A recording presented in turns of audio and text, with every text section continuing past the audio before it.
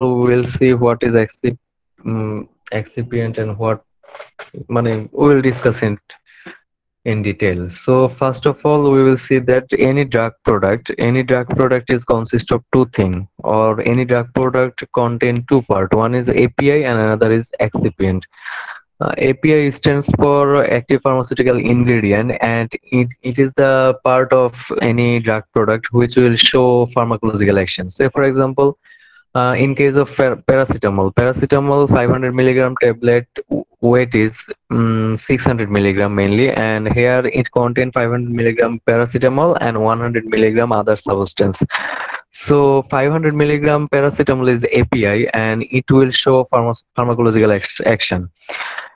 In case of any patient, say for example in fever patient, he will take paracetamol tablet, and here paracetamol will act against fever, and another 100 milligram that is excipient, and it is pharmacological part, and that means it will not show any pharmacological action. তার মানে হচ্ছে একটা drug প্রোডাক্টকে যদি আমরা দেখি, drug প্রোডাক্টের ক্ষেত্রে হচ্ছে টোটালি দুইটা পার্ট থাকে, একটা হচ্ছে এপিআই আর একটা হচ্ছে এক্সিপিয়েন্ট, এবং এপিআই টা হচ্ছে অ্যাক্টিভ ফার্মাকোলজিক্যাল ইনগ্রেডিয়েন্ট, এবং এটা হচ্ছে মেইনলি ফার্মাকোলজিক্যাল অ্যাকশনটা শো করে। এবং এটা আমরা উদাহরণ হিসেবে নিচ্ছি হচ্ছে প্যারাসিটামল 500 মিলিগ্রাম ট্যাবলেটকে, যে একটা প্যারাসিটামল 500 মিলিগ্রাম ট্যাবলেটের এভারেজ ওয়েট হচ্ছে 600 মিলিগ্রাম। তার মানে হচ্ছে এখানে 500 মিলিগ্রাম হচ্ছে প্যারাসিটামল আছে, যেটা হচ্ছে এপিআই, এবং এটা হচ্ছে ফার্মাকোলজিক্যাল অ্যাকশন দিবে, আর বাকি যে 100 মিলিগ্রামটা আছে সেটা হচ্ছে এক্সিপিয়েন্ট বা নন ফার্মাকোলজিক্যাল পার্ট আর কি, যেটা হচ্ছে কোনো ফার্মাকোলজিক্যাল অ্যাকশন দিবে না। But the role of excipient is mainly to modify the biological, physical or chemical properties of API.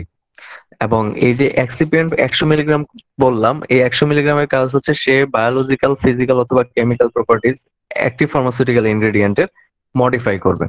কিভাবে মডিফাই করবে? So it will act on বা it will control the release of drug from dosage form। তার মানে হচ্ছে এই এক্সিপিয়েন্টটা হচ্ছে আমরা যখন ড্রাগটাকে নিব তখন এই ড্রাগটা বডিতে রিলিজ যে হবে, মনে করো প্যারাসিটামল 500 মিলিগ্রাম ট্যাবলেট নিলাম, এটা নেওয়ার পরে বডিতে হচ্ছে রিলিজ হবে, এই রিলিজটাকে কন্ট্রোল করবে হচ্ছে excipient. And also bioavailability of drug is controlled by excipient. তার মানে হচ্ছে বায়োঅ্যাভেলেবিলিটি জিনিসটা কি, যে bioavailability is the concentration of drug that is present into blood. তার মানে একটা ড্রাগ আমরা নেওয়ার পরে ড্রাগটা যে কনসেন্ট্রেশন আমাদের ব্লাডের মধ্যে পৌঁছায় সেটাকে আমরা বলি হচ্ছে বায়োঅ্যাভেলেবিলিটি একটা ড্রাগের। এবং এই বায়োঅ্যাভেলেবিলিটিটা এবং হচ্ছে ড্রাগের যে রিলিজটা, এই দুইটা হচ্ছে কন্ট্রোল করবে কে, excipient. And also the stability of drug. আমরা যে বলি যে ড্রাগের স্টোরেজ টাইম বলি যে 1 ইয়ার আমরা স্টোর করে রাখতে পারবো, বা কোনো একটা জিনিসের শেলফ লাইফ বলি, this shelf life is controlled by excipient in case of drug. And another thing is ease of administration. Ease of administration is how easily we can administer the drug in our body. Say for example, there are different formulation of drug available in the market. So this formulation, each of this formulation have different advantage, and different drug can be administered in different formulation, and this formulation is available due to the availability of different excipient। তার মানে হচ্ছে এই যে বিভিন্ন ধরনের ড্রাগের যে availability আছে মার্কেটে বিভিন্ন ফর্মুলেশনে বা বিভিন্ন ফর্মে, এই ফর্ম গুলো অ্যাভেলেবেল হয়েছে জাস্ট বিকজ অফ এক্সিপিয়েন্ট গুলোর অ্যাভেলেবিলিটির কারণে। ঠিক আছে, বুঝতেছি? স্যার, হ্যাঁ বলো। স্যার যদি আ- স্যার, আরেকটু ধীরে ধীরে বলতেন তাহলে স্যার একটু বুঝতে সুবিধা হতো স্যার একটু। আচ্ছা, সেটা হচ্ছে ড্রাগের, যদি ড্রাগ প্রোডাক্ট বলি, ড্রাগ প্রোডাক্টের দুইটা পার্ট আছে, একটা হচ্ছে এক্সিপিয়েন্ট আর একটা হচ্ছে এপিআই। এপিআইটা হচ্ছে অ্যাক্টিভ ফার্মাসিউটিক্যাল ইনগ্রেডিয়েন্ট, যেটা হচ্ছে ফার্মাকোলজিক্যাল অ্যাকশনটা দেয়। যেমন প্যারাসিটামল 500 মিলিগ্রাম ট্যাবলেটের ক্ষেত্রে বলছি যে তার ওয়েট হচ্ছে 600 মিলিগ্রাম নরমালি, এর মধ্যে 500 মিলিগ্রাম থাকে হচ্ছে প্যারাসিটামল আর 100 মিলিগ্রাম থাকে অন্য জিনিস। এই প্যারাসিটামলটা হচ্ছে এখানে এপিআই, কারণ হচ্ছে সে হচ্ছে ফার্মাকোলজিক্যাল অ্যাকশনটা দিবে। যেমন কারো জ্বর হয়েছে, জ্বর হওয়ার পরে প্যারাসিটামল নিলে তার জ্বর ভালো হবে প্যারাসিটামলের কারণে। কিন্তু বাকি যে 100 মিলিগ্রামটা আছে, এই 100 মিলিগ্রামটা মেইনলি তার কোনো ধরনের ফার্মাকোলজিক্যাল অ্যাকশন দেয় না, এটা হচ্ছে মেইনলি ইনঅ্যাক্টিভ পার্ট, যেটা হচ্ছে এপিআই এর বিভিন্ন ধরনের প্রপার্টিজ গুলাকে কি করে মডিফাই করতে সাহায্য করে। যেমন হচ্ছে একটা ড্রাগ খাওয়ার পরে, ট্যাবলেট খাওয়ার পরে ট্যাবলেটটা বডিতে অ্যাবজর্ব হবে কিনা বা বডি থেকে বের হয়ে যাবে কিনা, বডিতে অ্যাবজর্ব হলে কি রেটে অ্যাবজর্ব হবে, তারপর ড্রাগটাকে যে ক্যারি করার সময় দেখা গেছে ট্রান্সপোর্ট করার সময় ড্রাগটা ভেঙে যাবে কিনা, এই ব্যাপারগুলো এবং শেলফ লাইফ, যে ড্রাগটা 3 বছর ধরে অপরিবর্তিত অবস্থায় থাকবে, এই জিনিসগুলো হচ্ছে নিয়ন্ত্রিত হয়ে হচ্ছে এক্সিপিয়েন্ট দ্বারা, বাট এর কোনো ফার্মাকোলজিক্যাল অ্যাকশন থাকবে না। তার মানে এ কোনো ধরনের ডিজিজ হিল করবে না বা ডিজিজের ট্রিটমেন্ট করবে না। ডিজিজের ট্রিটমেন্টটা করবে হচ্ছে কি এপিআই, আর এপিআই এর কাজটাকে বুস্ট আপ করবে বা হেল্প করবে কি এক্সিপিয়েন্ট, দ্যাটস ইট। এবং এখানে বলা হয়েছে যে এক্সিপিয়েন্ট কি ধরনের কাজে হেল্প করে, যেমন হচ্ছে ফার্স্ট বলছে যে ড্রাগ রিলিজ এন্ড বায়োঅ্যাভেলেবিলিটি। তার মানে হচ্ছে after administration of drug, the concentration in which drug will be available in our body or blood is known as bioavailability, and also the release rate. After administration of any drug, the rate of release will also controlled by excipient. তার মানে একটা drug নেওয়ার পরে ড্রাগটা কি রেটে release হবে doses form থেকে, এবং হচ্ছে ড্রাগটা কি রেটে আমাদের ব্লাডে এসে পৌঁছাবে, কোন কনসেন্ট্রেশনে পৌঁছাবে, এই জিনিসগুলো কন্ট্রোল করবে কে এক্সিপিয়েন্ট। এবং অ্যানাদার থিং হচ্ছে কি, সেকেন্ড থিং যেটা, সেটা হচ্ছে কি shelf life. Shelf life is also controlled by excipient. তার মানে একটা ড্রাগ কতদিন শেলফ লাইফ, মানে যেমন যেমন প্রিজারভেটিভ আমরা ইউজ করি বিভিন্ন ধরনের বেভারেজ তৈরি করতে বা ফুড, খাবার স্টোর করে রাখতে, এই প্রিজারভেটিভটা হচ্ছে একটা কি এক্সিপিয়েন্ট। তারপর হচ্ছে এজ অফ অ্যাডমিনিস্ট্রেশন। এজ অফ অ্যাডমিনিস্ট্রেশনটা কি, আমরা বলছি যে drug is available in different dosage form in the market, and the dosage form their different advantage. One dosage form is advantageous than other dosage form, and these dosage forms are possible due to the availability of different excipient in the market. তার মানে হচ্ছে বিভিন্ন এক্সিপিয়েন্টের অ্যাভেলেবিলিটির কারণে আমরা একটা ড্রাগকে বিভিন্ন doses ফর্মে available করতে পারতেছি। যেমন একটা সিরাপ আমরা দিচ্ছি, একটাকে ট্যাবলেট আকারে দিচ্ছি। এখন তুমি যদি কোনো একটা ড্রাগকে শুধু ট্যাবলেট ফর্মে বাজারে নিয়ে আসো, তাহলে দেখা গেছে যে বাচ্চারা অনেক ক্ষেত্রে ট্যাবলেট খাইতে পারে না। সো তার মানে হচ্ছে তুমি ওই ট্যাবলেটটা, ওই ওষুধটাকে বাচ্চাদের ক্ষেত্রে দিতে পারবে না। তো এটা পসিবল হয়েছে শুধুমাত্র সিরাপ ফর্মে নিয়ে যাওয়াটা, জাস্ট বিকজ অফ কি এক্সিপিয়েন্ট আছে ওই সিরাপ ফর্মে নেওয়ার জন্য, এক্সিপিয়েন্ট বাজারে অ্যাভেলেবেল আছে, দ্যাটস ওয়াই তুমি এটাকে সিরাপ ফর্মেও তৈরি করতে পারতেছো।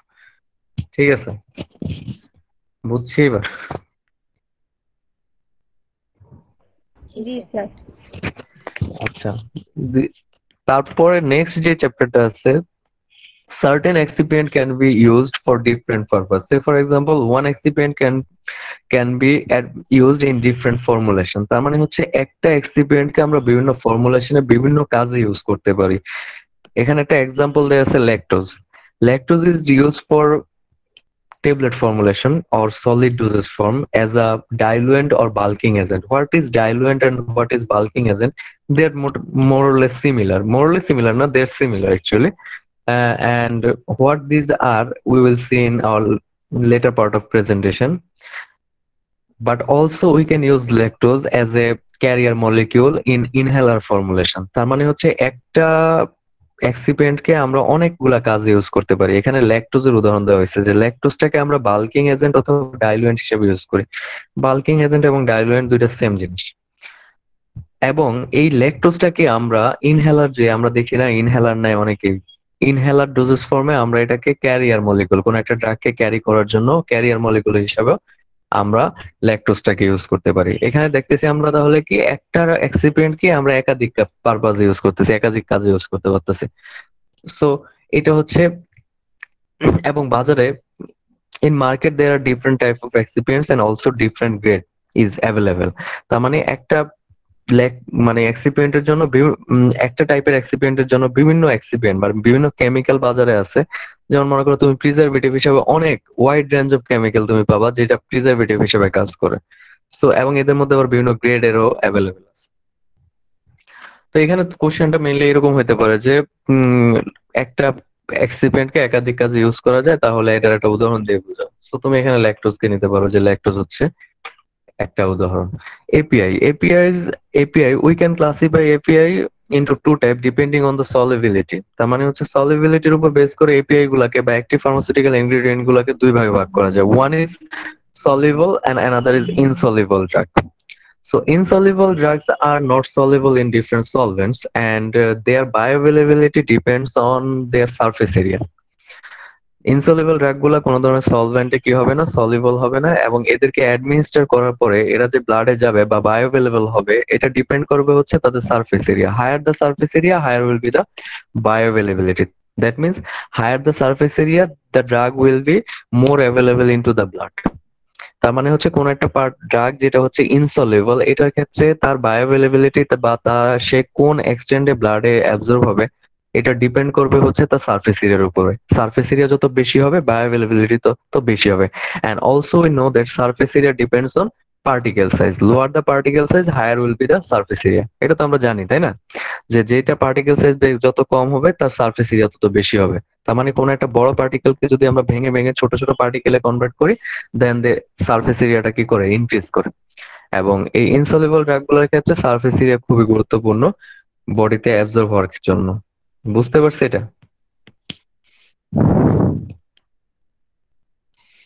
হুম।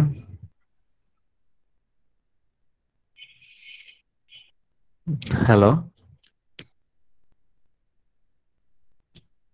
শোনা যাচ্ছে কথা? জি স্যার।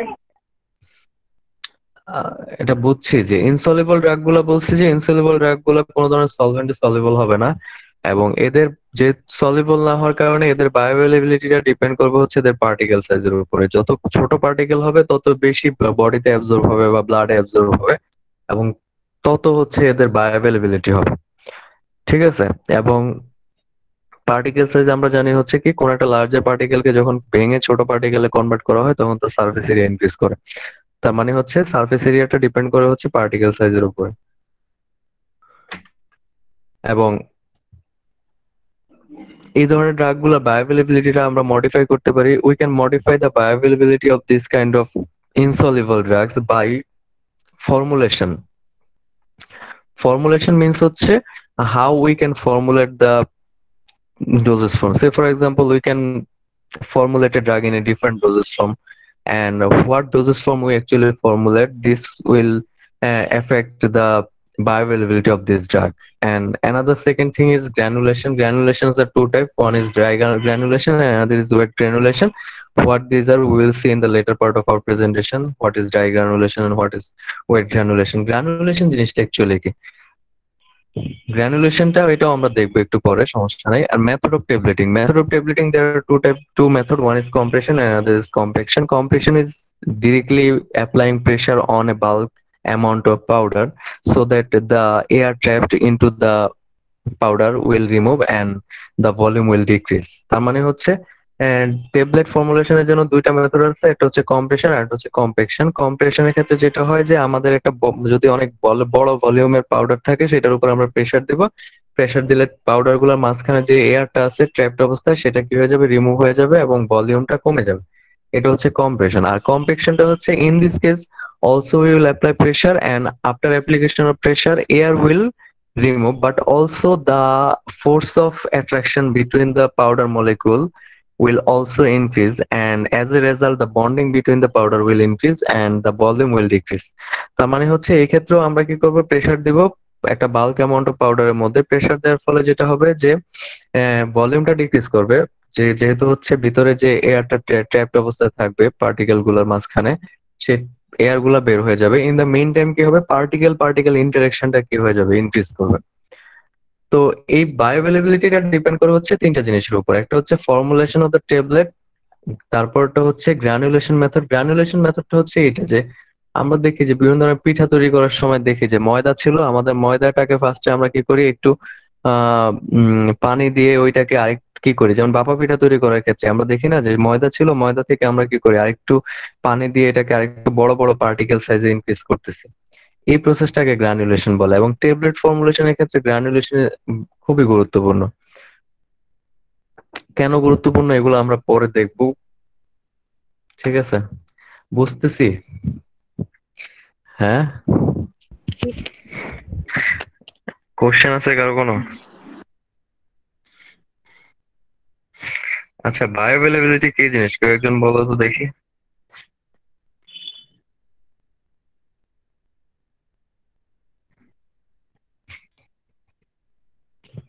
বলো, সমস্যা নাই, ভুল হলে প্রবলেম নেই।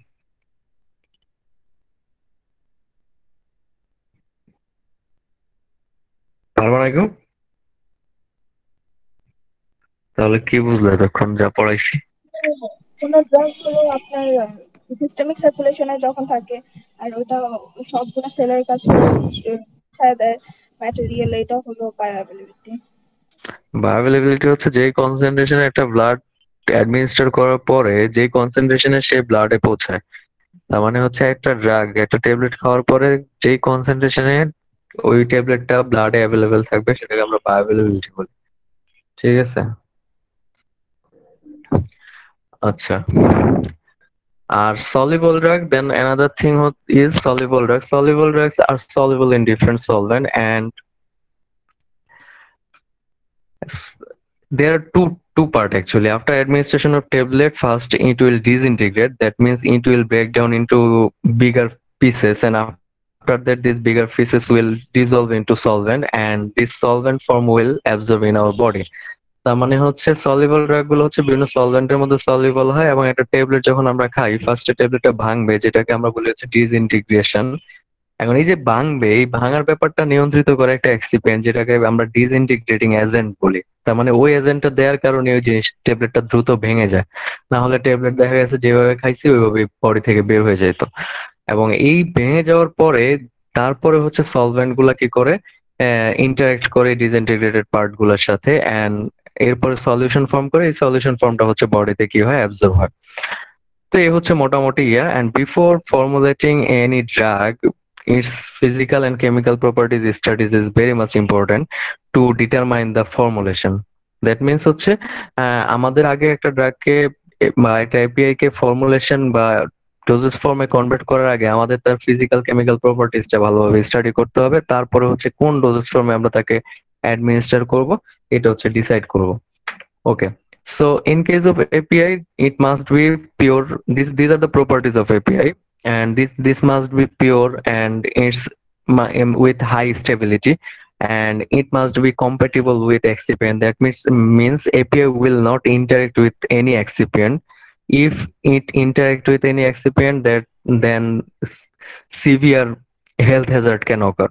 তার মানে হচ্ছে একটা এপিআই অবশ্যই কি হইতে হবে, এক্সিপিয়েন্টের সাথে কোনো ধরনের রিয়েক্ট করতে পারবে না। এক্সিপিয়েন্টটা অবশ্যই কি হইতে হবে, ইনার্ট হইতে হবে, সো দ্যাট যাতে করে এরা দুইটা একটা একটার সাথে ইন্টারেক্ট না করে। কারণ ইন্টারেক্ট করলে দেখা গেছে নতুন একটা কেমিক্যাল তৈরি করতে পারে, যেটা হচ্ছে সিভিয়ার হেলথ হ্যাজার্ড করতে পারে বা ক্ষতি করতে পারে। And its volume must be high enough so that we can apply it directly. অনেক ক্ষেত্রেই দেখা গেছে যে ভলিউম কম থাকার কারণে আমরা ডিরেক্টলি কোন একটা ফর্মুলেশনে যেতে পারি না। সো এই ক্ষেত্রে মাস্ট বি এটার ভলিউমটা কি হইতে হবে, পারফেক্ট হইতে হবে, যাতে করে আমরা এটাকে ইজিলি ফর্মুলেশনে কনভার্ট করতে পারি বা যে কোনো ডোজ ফর্মে কনভার্ট করতে পারি। ভলিউম কম হলে কি ধরনের প্রবলেম হয় এটা আমরা একটু পরে দেখবো, বা কি আমরা ইউজ করি কোন একটা ড্রাগের ভলিউম কম হলে সেটা আমরা দেখবো। And its particle size must be uniform with good flow property. এখন দেখা গেছে যে পার্টিকেল সাইজ গুলো অবশ্যই কি হইতে হবে, ইউনিফর্ম হইতে হবে। যে আমরা এপিআই টা ইউজ করতেছি তার এপিআই গুলোর পার্টিকেল সাইজ ইউনিফর্ম হইতে হবে। যেমন ইউনিফর্ম না হলে দেখা গেছে কি হবে যে আমরা যখন ওই যে বলছি যে ট্যাবলেট তৈরি করি, এখন ট্যাবলেটের ক্ষেত্রে যদি আমরা ডিরেক্টলি পাউডার ইউজ করে দিই, যেমন ময়দা ইউজ করি, ময়দার কিন্তু ফ্লো প্রপার্টি খুব একটা ভালো না।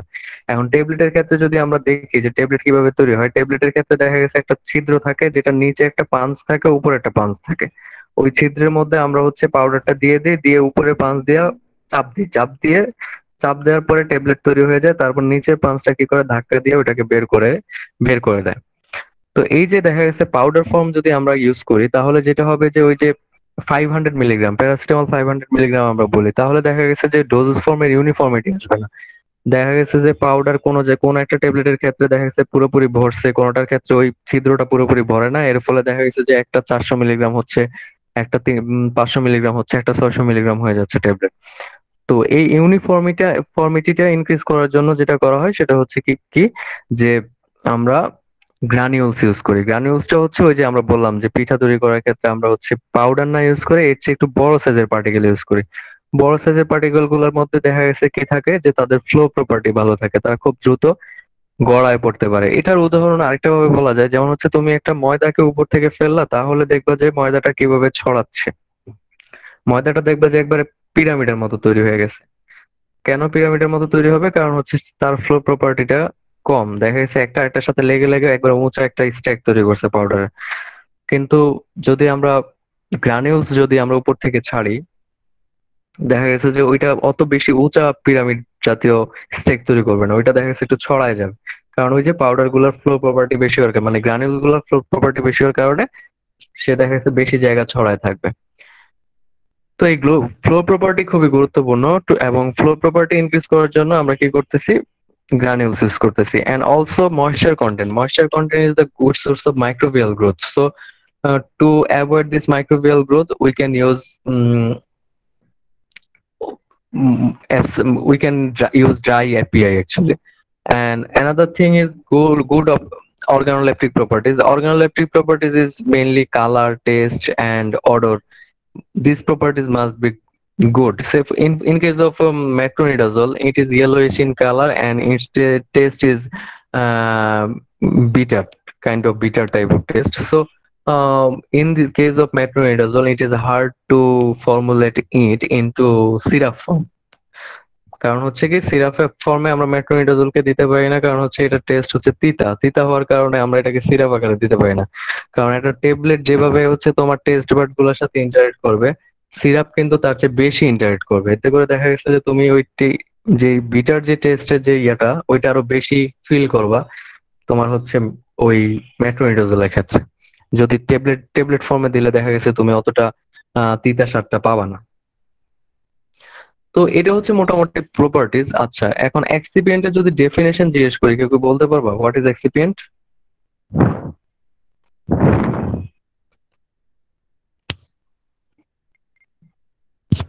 বলো কেউ একজন। এক্সিপিয়েন্ট একটা এজেন্ট যেটা আমার এপিআই এর সাথে কোনো কেমিক্যাল অথবা ফিজিক্যাল রিঅ্যাকশন দিবে না, আর হলো যে আমার এপিআইটাকে বাল্ক অ্যামাউন্ট দেখানোর জন্য, পারফেক্ট অ্যামাউন্ট দেখানোর জন্য এটা ইউজ করা হয়।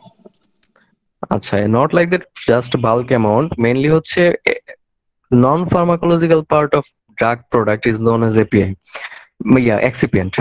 যদি আমরা এক্সিপিয়েন্টের ডেফিনেশন জিজ্ঞেস করি তাহলে excipients are non pharmacological part of drug product is known as excipient and it will ensure safety efficacy of API or drug product. তার মানে হচ্ছে এটা হচ্ছে নন ফার্মাকোলজিক্যাল পার্ট একটা ড্রাগ প্রোডাক্টের, এবং এটা হচ্ছে ওই ড্রাগ প্রোডাক্টের সেফটি এফিকেসিটাকে এনশিওর করবে। ঠিক আছে, এটা হচ্ছে এক্সিপিয়েন্টের ডেফিনেশন। এবং এক্সিপিয়েন্টের প্রপার্টিজ আছে। Some properties or ideal characteristics of excipients are it should be chemically inert or stable.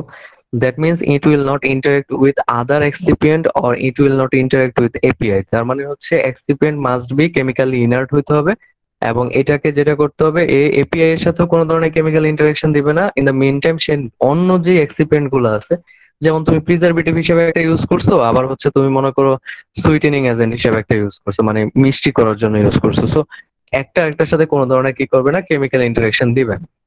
তারপর হচ্ছে must be inert in human body. That means it will not show any pharmacological action. This is also characteristics of excipient. And last characteristics হচ্ছে it should be organoleptic. That means it should have good color, good odor and good taste. তার মানে হচ্ছে তুমি কোন একটা excipient add করলা আর দেখা গেল তোমার ফর্মুলেশনের টেস্ট চেঞ্জ হয়ে গেছে, বাজে হয়ে গেছে, এরকম যাতে না হয়। এবং এটা হচ্ছে মোটামুটি এক্সিপিয়েন্টের characteristics. And excipient and role of excipient, why we use excipients, দেখি বলো তো why we use excipient? Already বলছি কয়েকটা কেস, দু একটা কারণ বলো যে আমরা এই কারণে এক্সিপিয়েন্ট ইউজ করি।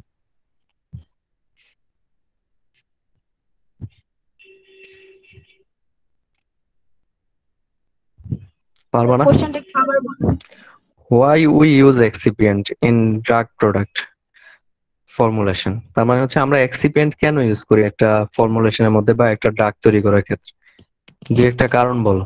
আমাদের এপিআই এর অ্যামাউন্টটা যদি কম থাকে আর আমাদের হলো যে আমরা যে ডাইসে দিব ওখানে হলো যদি ফ্লো অ্যামাউন্টটা ঠিক না প্রপার্টি, থাকে তাহলে তো ফ্লো প্রপার্টি ইনক্রিজ করার জন্য। হ্যাঁ, তার মানে হচ্ছে ফ্লো প্রপার্টি ইনক্রিজ করার জন্য আমরা এক্সিপিয়েন্ট ইউজ করি। তারপর হচ্ছে বাল্ক, মানে যে অ্যামাউন্ট ইনক্রিজ করার জন্য, যে ড্রাগটা অনেক কম পরিমাণে আছে, এই কম পরিমাণে নেওয়া অনেক সময় দেখা গেছে মাপা বা ই করা কষ্টকর। সো ইন দ্যাট কেস দেখা গেছে যে কি করি আমরা অন্য কোনো একটা এক্সিপিয়েন্ট দিয়ে ভলিউমটা ইনক্রিজ করি যাতে করে আমরা এটা ইজিলি নিতে পারি। তারপর আর কি, আর অন্য কেউ বলো। স্যার অনেক টাইম ট্রাভেল করার জন্য। হ্যাঁ, একজন একজন করে বলো। ডোজ ফর্মটা বিভিন্ন রকম করার জন্য, যেমন ডোজেস ক্যাপসুল, ফর্ম বিভিন্ন তারপরে ধরনের, হ্যাঁ বিভিন্ন ধরনের ডোজেস ফর্ম করার জন্য। হ্যাঁ, তারপর তৃষা বলো। লং টাইম ট্রাভেল করার জন্য। শেলফ লাইফ ইনক্রিজ করার জন্য, তার মানে ড্রাগটা যাতে শেলফ লাইফ অনেক বেশি থাকে। আচ্ছা, সো অলরেডি আমরা এটা জানি যে কি কি কারণে। আরো অনেক আছে, যে টেস্ট খারাপ, টেস্ট ভালো করার জন্য, দেখতে খারাপ, দেখা ভালো করা মানে দেখতে সুন্দর করার জন্য, তারপর হচ্ছে খাওয়ার পরে যাতে বডি থেকে আবার সে ঠিকঠাক ভাবে বের হয়ে যায়, এটার জন্য কিছু আছে বের করি, ইউজ করি। So these are the thing actually. So classification of excipient based on the objective, based on objective for what we are using excipient can be classified into different categories. তার মানে হচ্ছে কোন অবজেক্টিভ, তার মানে কি কারণে আমরা এক্সিপিয়েন্টটাকে ডোজেস ফর্মে অথবা ড্রাগ প্রোডাক্ট ইউজ করতেছি, এটার বেসিসে আমরা এক্সিপিয়েন্টকে বিভিন্ন ক্লাসে ভাগ করতে পারি। ফার্স্ট ক্লাস ইজ, মানে first classification is drug release. Drug release, there are two excipients that actually control the release of drug from dosage form, that is disintegrating agent and coating agent. তার মানে হচ্ছে ড্রাগটা যে আমরা খাবো, খাওয়ার পরে বডিতে যে রিলিজ হবে, এই রিলিজটাকে কন্ট্রোল করার জন্য আমরা হচ্ছে এক্সিপিয়েন্ট ইউজ করি। এখানে আমাদের অবজেক্টিভ হচ্ছে কি ড্রাগের রিলিজটাকে কন্ট্রোল করা, এবং এটার জন্য আমরা দুই ধরনের এক্সিপিয়েন্ট ইউজ করি, one is disintegrating agent and another is coating agent. So disintegrating actually play the role of breaking down of the drug. That means you are taking tablet, and after administration of this tablet it will break down in your body, and this breakdown is controlled by disintegrating agent. তার মানে হচ্ছে এখানে breakdown, একটা drug খাওয়ার পরে বা একটা tablet খাওয়ার পরে সে বডিতে ভেঙে যাবে ঢোকার পরে, এই যে ভেঙে যাওয়াটা, এই ভেঙে যাওয়াটা নিয়ন্ত্রণ করে হচ্ছে ডিসইন্টিগ্রেটিং এজেন্ট, এবং এই ভেঙে যাওয়ার উপরে আবার ডিপেন্ড করে হচ্ছে কি ড্রাগের রিলিজটা, যে ড্রাগটা ভাঙবে তারপরে ড্রাগটা রিলিজ হবে। And coating agent is all used for also drug release controlling, and it is also used for increase the look of, increase the or improve the look of dosage form. তার মানে হচ্ছে একটা tablet বানানোর পরে দেখা গেলো ট্যাবলেটের সারফেসটা rough, দেখতে ভালো লাগতেছে না। সো এই যে সারফেসটাকে মসৃণ করা, এই মসৃণ করার জন্য ওই ট্যাবলেটের উপরে একটা পলিমারের কি লেয়ার তৈরি করে দেওয়া হয়, যাতে করে দেখতে সুন্দর লাগে, মসৃণ লাগে। We will go each and every agent one by one. Just here I am giving a short overview actually. So to increase the stability, we use antioxidant and preservative. That means to increase the shelf life of drug, or to increase the um, to keep the drug intact for long time, we use two type of excipient, that is preservative and an antioxidant. Preservatives help prevent the growth of microorganisms so that the doses from will remain intact for long period of time, and antioxidant protect the drug from different oxidative agents, say for example oxygen that is present into the air or environment. So shelf life increase করার জন্য বা stability বাড়ানোর জন্য কোন একটা ড্রাগের আমরা দুই ধরনের এজেন্ট ইউজ করি, একটা হচ্ছে প্রিজারভেটিভ আর একটা হচ্ছে অ্যান্টিঅক্সিডেন্ট। এবং প্রিজারভেটিভটা হচ্ছে অ্যান্টিমাইক্রোবিয়াল এজেন্ট গ্রো করতে দেয়, এজেন্ট হিসেবে কাজ করে, তার মানে মাইক্রোবস গ্রো করতে দেয় না। আর অ্যান্টিঅক্সিডেন্টটা হচ্ছে অক্সিডেশনটাকে প্রিভেন্ট করে, তার মানে হচ্ছে এটার প্রেজেন্সের কারণে কোনো অক্সিডেশন রিঅ্যাকশন হয় না। Then process aids are the agent that actually help in the process of or processing of the medicine. Say for example, in case of tablet formulation, you have to follow different steps, and each and every steps processing aids help. তার মানে হচ্ছে processing AIDS গুলো হচ্ছে আমরা use করি হচ্ছে ড্রাগটা তৈরি করার সময়, বিভিন্ন স্টেপ আছে, এই প্রত্যেকটা স্টেপকে যাতে ইজি করে। যেমন তুমি মনে করো আমরা বললাম যে ড্রাগটাকে অবশ্য শুরুতে একটা কি ছিদ্রের মধ্যে আমরা কি করে দেই, এই যে ছিদ্রের মধ্যে দিতে গেলে তার ক্ষেত্রে ফ্লো প্রপার্টিটা ইনক্রিজ করতে হবে। সো এই ফ্লো প্রপার্টি ইনক্রিজ করার জন্য আমরা হচ্ছে এখানে লুব্রিক্যান্ট ইউজ করি, লুব্রিক্যান্ট না সরি গ্লাইডেন্ট ইউজ করি। তারপর এই যে যখন আপার পাঞ্চ করে হচ্ছে ট্যাবলেটটা তৈরি করে দিল, এই ট্যাবলেটটাকে ছিদ্র থেকে বের করার জন্য লোয়ার পাঞ্চ নিচ থেকে কি করে ধাক্কা দেয়। এখন এই ধাক্কা দেওয়ার সময় ধাক্কাটা যাতে স্মুথলি হয়, যাতে করে ধাক্কা দেওয়ার সময় ড্রাগটা ভেঙে না যায় বা ট্যাবলেটটা ভেঙে না যায়, কোনো কোনা ভেঙে না যায়। তো এই কারণে আমরা ইউজ করি হচ্ছে লুব্রিক্যান্ট। আর বাইন্ডার্স গুলো হচ্ছে মেইনলি যে আমরা যে পাউডার গুলো ইউজ করতেছি ট্যাবলেট তৈরি করার জন্য, এই পাউডারের মধ্যে ইন্টারেকশন বাড়ানোর জন্য। তার মানে হচ্ছে পাউডারের মধ্যে যে মলিকুল গুলো আছে তারা যাতে একটার সাথে খুব শক্ত করে লেগে থাকতে পারে, এটার জন্য আমরা ইউজ করি হচ্ছে বাইন্ডার্স। Then dose accuracy to improve the dose accuracy we use diluents and bulking agents. What is diluents and bulking agent? We will discuss in it in our later slides. And organoleptic compliance, that means we use different color, flavor, and different sweetening agents to improve the taste of our dosage form. So these are the organoleptic compliance. Okay, so in case of tablet formulation, we use different kind of excipients, and these are diluents, binders, disintegrants, lubricants and glidants, coloring agent, flavoring agent, and coating agents. তার মানে হচ্ছে এই কয়টা আছে এখানে, 7টা। এই 7 ধরনের agent হচ্ছে এক্সিপিয়েন্ট হিসেবে ট্যাবলেটের মধ্যে থাকে, ঠিক আছে, উইথ এপিআই। তার মানে এপিআই এর সাথে আরো 7 ধরনের জিনিস থাকে, যেটা হচ্ছে তোমার এক একটা এক এক ধরনের রোল প্লে করে। এখন কোনটা কোন ধরনের রোল প্লে করে এটা আমরা একটু ওয়ান বাই ওয়ান দেখি। So first is diluents. What is diluents, দেখি নাম থেকে বলতে পারি কিনা, কেউ কি বলতে পারবা ডাইলুয়েন্টস কি জিনিস?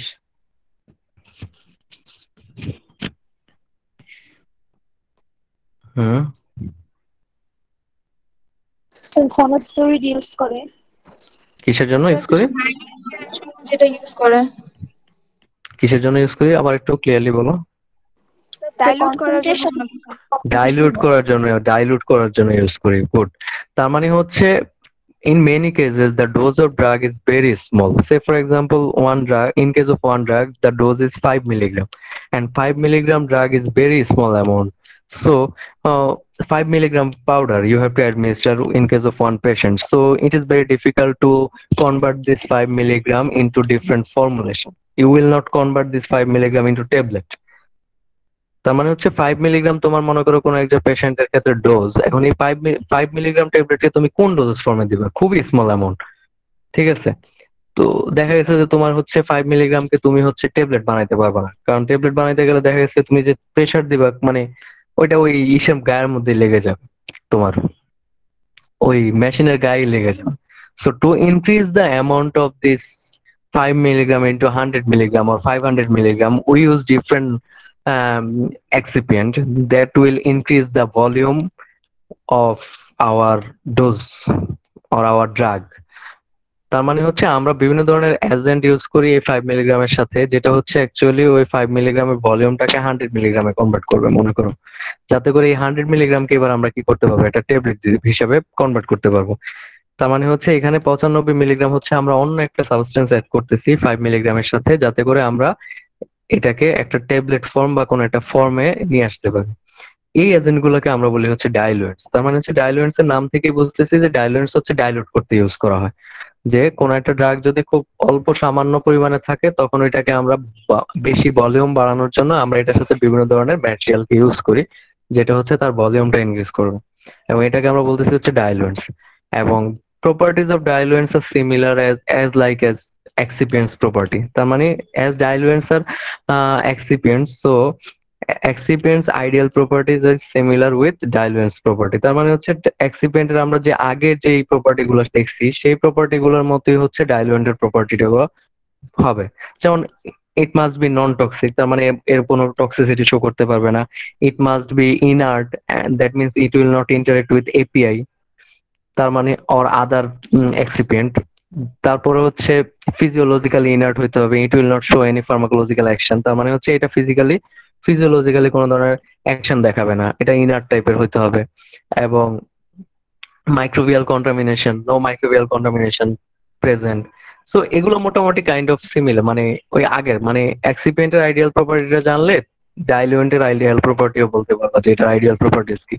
and must be color compatible, that means হচ্ছে কি যে এটা এমন কালার হইতে হবে যে দেখা গেল যে এপিআই এরও কালার আছে, তোমার যে ডাইলুয়েন্ট ইউজ করছো সেটারও কালার আছে, দুইটাকে একসাথে মিক্স করার পরে একটা বিচ্ছিরি টাইপের কালার তৈরি হয়েছে, এরকম যাতে না হয়। এটা অবশ্যই কালারটা ভালো হইতে হবে বা কোনো কালারলেস হইতে হবে, যাতে করে এটাকে ড্রাগের সাথে অ্যাড করার পরে কোনো ধরনের কালার তৈরি না করে। Role of diluents, already we know that to increase the volume of our dose or volume of our drug. তার মানে হচ্ছে ফার্স্ট রোলটা হচ্ছে কি আমরা কি করি, এটাকে ইউজ করি হচ্ছে আমাদের ড্রাগের ভলিউম বাড়ানোর জন্য। সেকেন্ড থিং হচ্ছে it will increase the flow property. Flow property, তো why flow property is important, we already discussed in previous slides। যে ফ্লো প্রপার্টি যদি ঠিকঠাক না হয়, দেখা গেছে যে একবার একটা ট্যাবলেটের ক্ষেত্রে ওয়েট থাকবে 400, আর মানে 500 মিলিগ্রামের ট্যাবলেট যদি বানাই আমরা, দেখা গেছে যে একবার ওয়েট হয়ে যাবে 400, আবার ওয়েট হয়ে যাবে 600, কারণ সে পাউডার গুলা ঠিকঠাক ফ্লো করতেছে না। সো ফ্লো প্রপার্টি ইনক্রিজ করার ক্ষেত্রে ডাইলুয়েন্ট হেল্প করে। And another thing is improve cohesion. What is cohesion? Cohesion কি? অ্যাডহেশন, কোহেশন দুইটা টার্ম আছে। কোহেশন কি?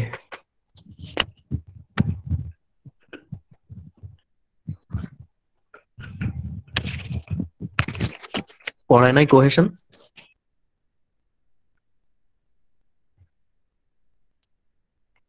হুম। কোহেশন হচ্ছে, যেমন মনে করো তোমার একটা গ্লাসে পানি আছে। তো গ্লাসে পানি থাকলে পানির মলিকুল গুলোর সাথে মলিকুল গুলার একটা কি আছে, আকর্ষণ বল আছে বা ইন্টারাকশন আছে, যেটাকে বলা হয় আমরা হচ্ছে কোহেশন। এবং পানির মলিকুল গুলোর সাথে গ্লাসের যে ইয়াটা আছে, মলিকুল গুলো আছে, তার সাথে একটা ইন্টারাকশন আছে। স্যার সংযোগ করা স্যার। কোহেশনে বাংলা দুইটার মানেই সংযোগ। কোহেশন মানেও সংযোগ, অ্যাডহেশন মানেও সংযোগ। ঠিক আছে। কোহেশনটা হচ্ছে যখন সিমিলার টাইপের মলিকুলের মাধ্যমে মধ্যে অ্যাট্রাকশন থাকে, সেটাকে আমরা বলি হচ্ছে কোহেশন। যেমন পানির পানির মলিকুলের সাথে অ্যাট্রাকশন, সেটাকে আমরা বলতেছি হচ্ছে কোহেশন। আর অ্যাডহেশন হচ্ছে পানির মলিকুলের সাথে গ্লাসের মলিকুলের ইন্টারাকশন বা আকর্ষণ, এটাকে আমরা বলি হচ্ছে কি অ্যাডহেশন। তার মানে হচ্ছে এখানে পানি এবং গ্লাস দুইটা কিন্তু ডিফারেন্ট, যেটাকে আমরা বলতেছি হচ্ছে অ্যাডহেশন। আর কোহেশনটা হচ্ছে সেম, পানির মলিকুলের সাথে পানির মলিকুল। তো এখানে ইমপ্রুভ কোহেশন বলতে বোঝানো হচ্ছে যে এটা আমরা যখন ওই যে প্রেসার দিই ট্যাবলেট তৈরি করার ক্ষেত্রে, আপার পাঞ্চ এসে যখন প্রেসার দিবে, সেটাকে আমরা বলতেছি হচ্ছে কি প্রেসার দিলে এই যে মলিকুল গুলোর সাথে কি হয়ে যাবে, লেগে যাবে। এই লেগে যাওয়াটাকে ইমপ্রুভ করবে হচ্ছে এই কে ডাইলুয়েন্ট। কারণ একটা ট্যাবলেটের মধ্যে পাউডার, যে পাউডার আমরা ইউজ করতেছি তাদের মধ্যে যদি কোহেশন ঠিকঠাক না হয়, দেখা গেছে ট্যাবলেটটা তুমি বানানোর পর কিছুক্ষণ রেখে দেওয়ার পরে ট্যাবলেটটা আবার ভেঙে যাবে। ঠিক আছে। তো এই ভেঙে যাওয়াটাকে রিমুভ করার জন্য আমরা হচ্ছে ডাইলুয়েন্ট হিসাবে ডাইলুয়েন্ট ইউজ করতে পারি। যদিও ডাইলুয়েন্ট ছাড়াও আরো অন্যান্য এজেন্টও আছে যেগুলো হচ্ছে যাতে করে লেগে থাকতে পারে ঠিকঠাক ভাবে, সেটা ইমপ্রুভ করে। আচ্ছা, এবার এক্সাম্পল যদি দেখি আমরা, example example of diluents depending on chemical properties. Diluents are two type: one is organic and another is inorganic. Organic example is lactose, sucrose, cellulose, etc. And inorganic diluents are calcium carbonate, sodium chloride, etc. এরা হচ্ছে normally chemical প্রপার্টির উপর base করে যদি divide করি diluent গুলাকে, তাহলে এরা দুই ধরনের হয়। অর্গানিক, যেমন সুক্রোজ, সুক্রোজকে তুমি হচ্ছে ডাইলুয়েন্ট হিসেবে ইউজ করতে পারবা, সেলুলোজ ডাইলুয়েন্ট হিসেবে ইউজ করা যাবে, এবং এরা হচ্ছে অর্গানিক। আর ইনঅর্গানিকের উদাহরণ হচ্ছে ক্যালসিয়াম কার্বনেট আর হচ্ছে সোডিয়াম ক্লোরাইড। মানে সল্ট কেও তুমি হচ্ছে এই হিসাবে ইউজ করতে পারবা ডাইলুয়েন্ট হিসাবে, যে কোনো একটা ড্রাগের সাথে সল্ট অ্যাড করে দিবা, যেটা হচ্ছে তোমার ওইটার ভলিউম বাড়ায় দিবে। আর depending on water solubility, it is two type: one is water soluble and another is water insoluble. Water solubles are lactose and sucrose। তার মানে হচ্ছে এই দুটো হচ্ছে water soluble, and also sodium chloride is water soluble. And so water insoluble is esters, calcium phosphate, and these are the water insoluble. So these things are really very much important, যে তোমাকে ভাইভাতে জিজ্ঞেস করবে, এগুলো ধরে ভাইভাতে। বিশেষ করে প্রোডাকশনে গেলে তুমি ভাইবা দিতে গেলে জিজ্ঞেস করবে যে ডাইলুয়েন্টস এর উদাহরণ দাও দুই তিনটা। তখন তোমাকে বলতে হবে ডাইলুয়েন্টস কেন ইউজ করি আমরা। তারপর হচ্ছে এই জিনিসগুলো মোটামুটি, যে ডাইলুয়েন্টস কেন আমরা ইউজ করি বা ডাইলুয়েন্ট কি জিনিস, তারপর দুই একটা উদাহরণ বলো ডাইলুয়েন্টস এর, এই জিনিসগুলো জিজ্ঞেস করবে। আচ্ছা, আমরা মনে হয় একটু ভিডিও দেখে আসি, যে মানে ট্যাবলেট তৈরির একটা অ্যানিমেশন দেখি আমরা ইউটিউব থেকে। এটা দেখলে বুঝতে পারবা যে ট্যাবলেট কিভাবে অ্যাকচুয়ালি বানায়।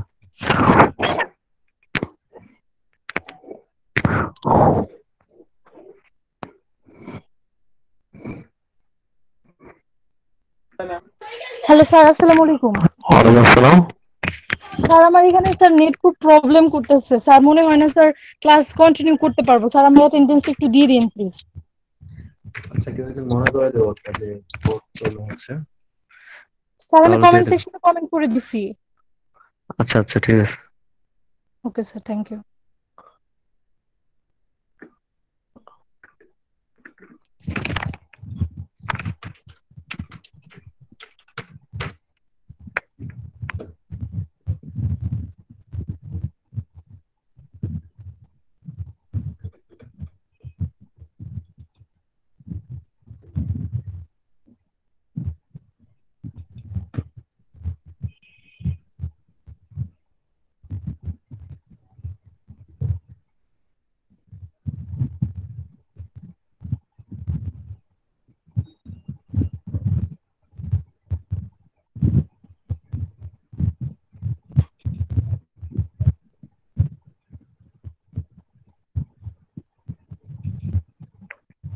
এটার জন্য একটা ভালো ভিডিও ছিল, কিন্তু ভিডিওটা এখন দেখতেছি না। আচ্ছা, স্যার এই যে এখানে দেখো, এখানে দেখো, এখানে দেখো, মেসেঞ্জারে দিয়ে দিন স্যার, আমরা দেখে নিব না, এখানে ভালোভাবে এখানে বোঝা যাচ্ছে। এখানে দেখো, দেখা যাচ্ছে না? ওই যাদের নেট প্রবলেম তারা একদম খোলা দেখতেছে আর কি স্যার, আটকে আটকে আসতেছে এরকম। আচ্ছা, আমি ওইখানে তো দিবই, প্লাস হচ্ছে এখানে দেখো মেনলি আমি যেটা একটু দেখাই দিচ্ছি সেটা হচ্ছে এখানে দেখো একটা, এগুলো হচ্ছে এই যে পাঞ্চ, ঠিক আছে? এরা হচ্ছে পাঞ্চ মেনলি, এই যে যেগুলো মুভ করতেছে এরা হচ্ছে পাঞ্চ। এই যে দেখো ট্যাবলেটের এই যে ছিদ্র, নিচ থেকে আপার পাঞ্চ ধাক্কা দিয়ে বের করে দেয়, এটা হচ্ছে এটা হচ্ছে লোয়ার পাঞ্চ। এই যে ছিদ্রের মধ্যে পাউডার যাবে, যাওয়ার পরে উপরের পাঞ্চটা হচ্ছে প্রেসার দেবে, নিচে আরেকটা পাঞ্চ আছে যেটা হচ্ছে ধাক্কা দিয়ে ট্যাবলেটটাকে বের করে দেয়। এবং এরকম একটা গোল ইসের মধ্যে অনেকগুলা ছিদ্র থাকে এবং প্রত্যেকটা ছিদ্রে হচ্ছে এরকম পাউডার যায় গিয়ে হচ্ছে উপরের পাঞ্চটা হচ্ছে প্রেসার দেয় উপর থেকে, আর নিচের পাঞ্চটা হচ্ছে ধাক্কা দিয়ে বের করে দেয় ট্যাবলেটটা। তো মেইনলি এইভাবে কাজ করে। আমি ভিডিওটা দেখি, ভালো ভিডিও যেটা আছে ওটা দিয়ে দেবো না, শেয়ার করবো না। আচ্ছা, এই হচ্ছে মোটামুটি আমাদের diluents. Then second excipient is binders or adhesive. Binders or adhesive actually we use to improve the cohesive force between the powder molecule, or we use this kind of excipients to convert the fine powder into granules. তার মানে হচ্ছে বাইন্ডার্স গুলো হচ্ছে mainly ওই যে আঠা জাতীয় জিনিস আর কি। এরা হচ্ছে কি করবে, এখানে দেখো ছবিতে দেখা যাচ্ছে যে এখানে কি আছে, পাউডার আছে বাম পাশে, যেটাতে আমরা বাইন্ডার্স ইউজ করার পরে এটা কি করছে, আরো বড় বড় দানা সমৃদ্ধ গ্রানিউল ফর্ম করছে। এবং নর্মালি পাউডারের particle size of powders are 1.25 to 1.75 micrometre and particle size of granules are 2 to 4 micrometre. তার মানে হচ্ছে পাউডারের particle size is very small. তার মানে হচ্ছে পাউডার ফর্মে ছিল, এটাকে আমরা এখন দেখো পাউডার ফর্মে থাকা অবস্থায় সে যত উঁচা একটা পাহাড়ের মতো তৈরি করবে, কারণ হচ্ছে এদের মধ্যেকার অ্যাট্রাকশন ফোর্স, মানে ফোর্স অফ অ্যাট্রাকশন অনেক বেশি, আকর্ষণ অনেক বেশি, এরা একটার সাথে আরেকটা খুব শক্তভাবে লেগে থাকে। এতে করে দেখা গেছে যে এরা খুব ভালো ফ্লো করে না। বাট তুমি মনে করো এই যে ডান পাশে যে গ্রানিউলস গুলো আছে এগুলাকে তুমি যখন কোনো জায়গায় ছেড়ে দিবা উপর থেকে, দেখবে এরা খুব দ্রুত কি করতেছে, ছড়ায় যাচ্ছে। তার মানে এদের মধ্যে ফ্লো প্রপার্টিটা অনেক বেশি।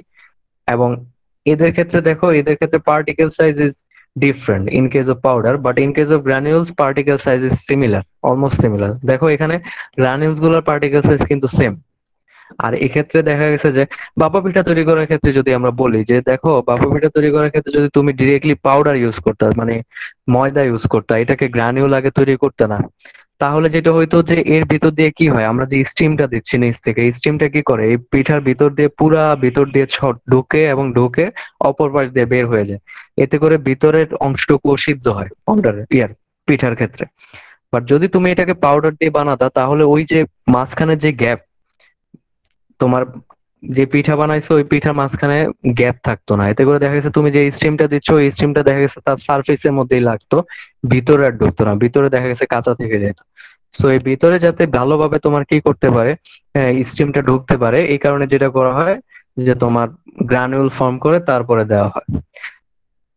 আচ্ছা, granulation, the process of granule formation is known as granulation. তার মানে হচ্ছে গ্রানুল তৈরি করার প্রসেসটাকে আমরা গ্রানুলেশন বলি। and there are two type of granulation process. One is dry granulation and another is wet granulation.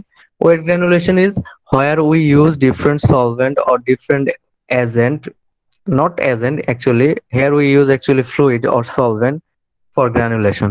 যেমন হচ্ছে পিঠার ক্ষেত্রে আমরা বলছি যে আমরা কি করি, পানি দিই, পানি দিয়ে পাউডারটার মধ্যে পানি দিই, পানি দিয়ে তারপরে ওইটাকে আমরা কি করি, গ্রানুল বানাই। তার মানে এটা হচ্ছে ওয়েট গ্রানুলেশন, যেখানে আমরা পানি দিচ্ছি। But there are some drugs that are moisture sensitive, তার মানে হচ্ছে তারা হচ্ছে ওয়াটার সেন্সিটিভ, ওয়াটারের সংস্পর্শে আসলে নষ্ট হয়ে যায়। So in that case you will not able to use water or any kind of solvent. So in this case we use dry granulation.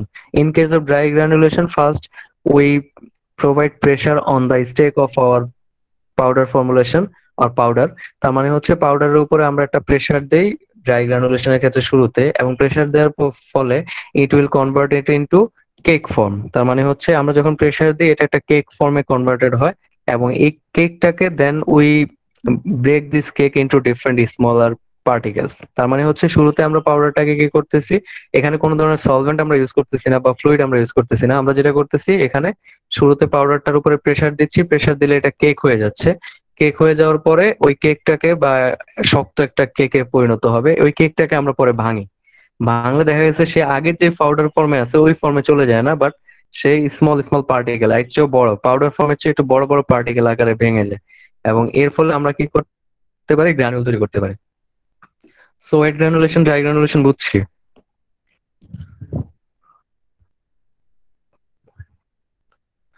হ্যাঁ,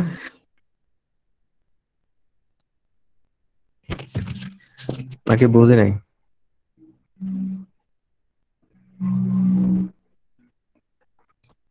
স্যার আবার একটু বলেন।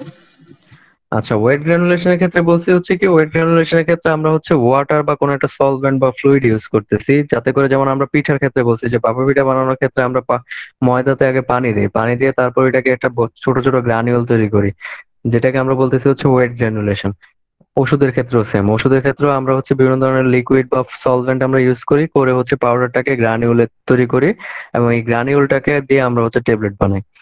এটা হচ্ছে ওয়েট গ্রানুলেশন, যেহেতু আমরা কি করতেছি, সলভেন্ট ইউজ করতেছি। আর ড্রাই গ্রানুলেশনের ক্ষেত্রে আমরা কোনো ধরনের সলভেন্ট ইউজ করি না। এখানে আমরা যেটা করি, যে পাউডারটা আমাদের কাছে থাকে, যেটার আমরা গ্রানিউল বানাবো, ওই পাউডারটাকে আমরা প্রেসার দিই। প্রেসার দিলে সে একটা কেক তৈরি হয় বা একটা শক্ত কেকে পরিণত হয়।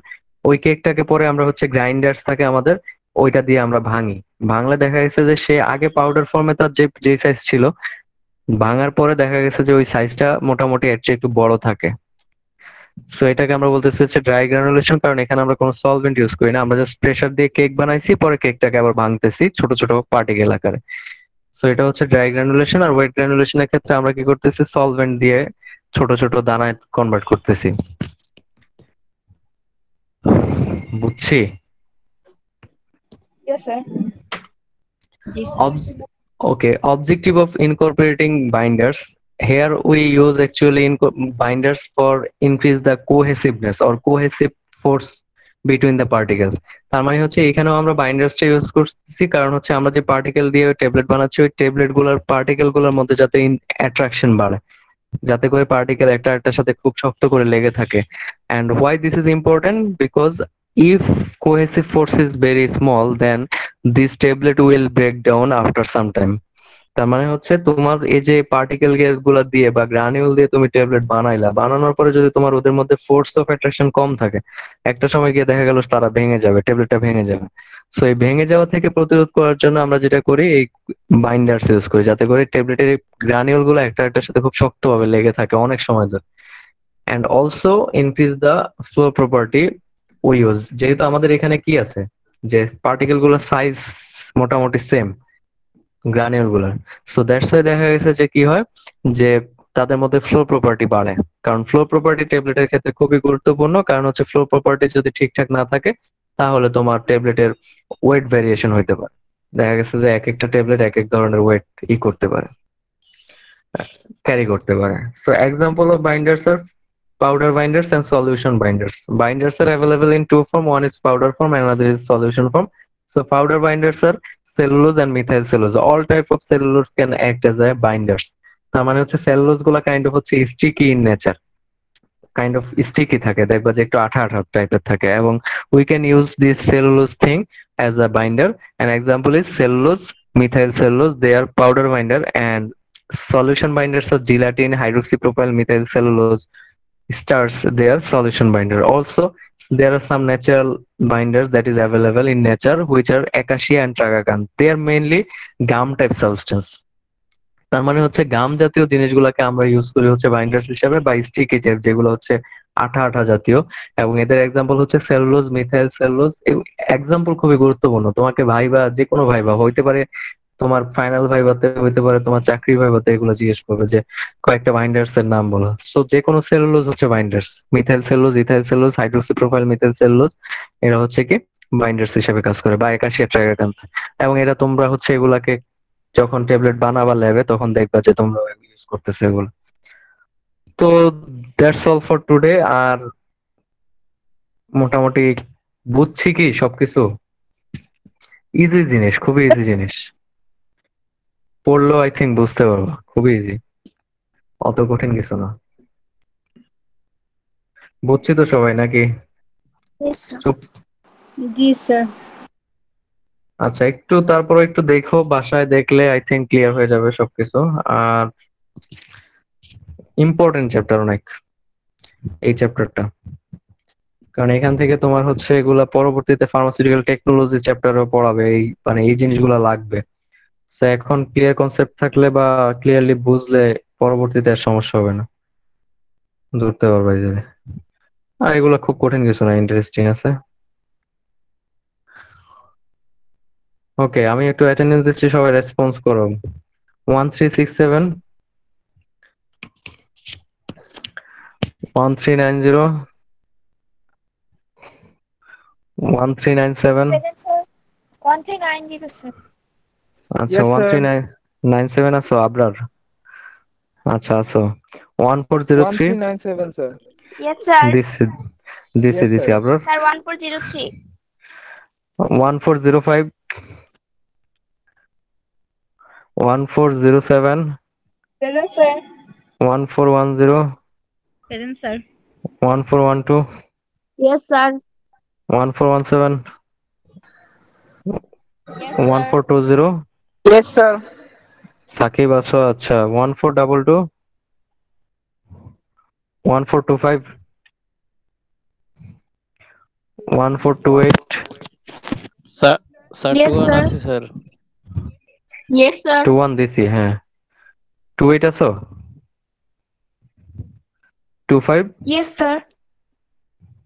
1425 নাই। আচ্ছা, 1430, Yes. 1435। Yes, sir. Yes, sir. কে আছে? হামিদা আছো? আচ্ছা, তোমারটা কমেন্টে লেখো, যাতে নেটওয়ার্কের প্রবলেমের কারণে বলতে পারতেছো না। 1436। আচ্ছা, 1438।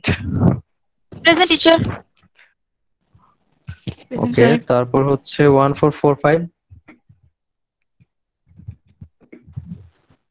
Yes, sir. ওকে, তারপর হচ্ছে 1447, Yes, sir. 1449,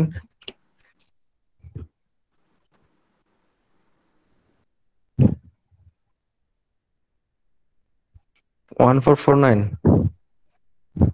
1450, 1453, Yes, sir. 1456, Yes, sir. 1457, Yes, sir. 1458। Shaon তো আছো দেখলাম। আচ্ছা, 1460, 1461, Yes, sir. 1464, present sir. 1468, 1475, Yes, sir. 1479, 1487, 1493।